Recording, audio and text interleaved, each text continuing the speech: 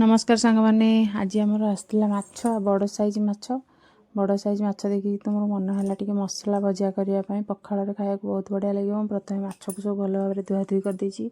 परिष्कार कर धोईदेला हलदी लंका गुंड आ लुण सब पकई गोटे पेस्ट मुझे अदा रसुण कंचा लंका धनिया पत्र सब पकई गोटे मसला ताको सब पकईकी भल भाव गोलैबा आ धनिया पत्र लेंबू गोटे फाड़ लेंबू चिपुड़ी देवा मोटे खट्टा लगे भल लगे मसला भजा टी ताको भल भाव में गोला गोली करके 10-15 मिनट रखीदे जमी मसला सब ता देहर लगिक रही